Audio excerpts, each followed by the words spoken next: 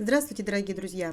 Малосольную семгу любят все, но она такая дорогая. Есть рецепт засолки красной рыбы под семгу. Рыба получается действительно очень вкусная и нежная. И от малосольной семги не отличить. Это еще и самый быстрый рецепт засолки рыбы. Буквально через 30 минут рыбу можно кушать. Беру любую недорогую красную рыбу, например, горбушу или кежуч. У меня рыба весом 1 килограмм 300 грамм. Перед разделкой рыбу хорошо мою и просушиваю бумажным полотенцем. У рыбы отрезаю голову, достаю внутренности.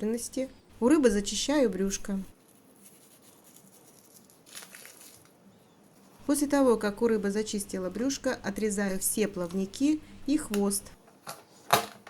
Вдоль плавника разрезаю шкуру рыбы по всей длине. Раньше всегда немного по-другому разделывала рыбу, но такой способ разделки рыбы, который я сейчас вам покажу, мне нравится больше, меньше заморочек. Теперь рыбу разрезаю на кусочки, примерно 3 см шириной. А как вы разделываете рыбу для засолки? Теперь каждый кусочек по хребту разрезаю пополам. Хребет вырезаю. Теперь беру каждый кусочек и убираю ребра и остатки костей. Это очень быстро и удобно. И вот такая рыбная филюшечка получается. При желании можно снять и кожу с рыбы, она очень просто снимается. А можно засаливать прямо с ней. Наливаю кипяченую воду 1 литр комнатной температуры. В воду кладу 5 столовых ложек с небольшой горкой обычной соли и 2 чайные ложки с горкой сахара. Все перемешиваю, чтобы сахар и соль быстрее растворились. На самом деле это не занимает много времени. Вода стала прозрачная, соль и сахар растворились. Теперь в рассол кладу все кусочки рыбы.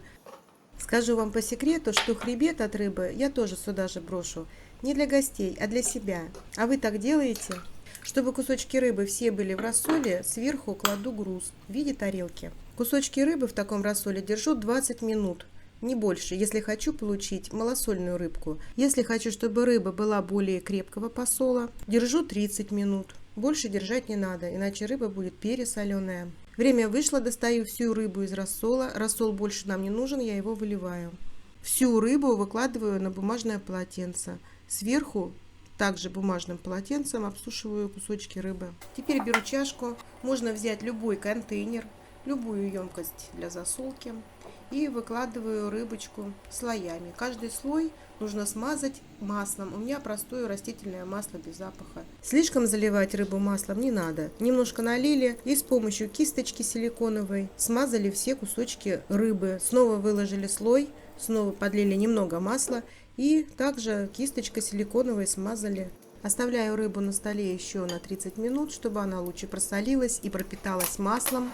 Если сразу рыбу кушать не предполагается, убираю ее в холодильник. Для подачи рыбки на стол нарезаю красный лук, высыпаю в чашку, беру 150 мл кипяченой воды комнатной температуры, насыпаю туда 2 чайные ложки сахара и пол чайной ложки соли и 1 столовую ложку уксуса 9%. Заливаю лук. Лук маринуется 20 минут.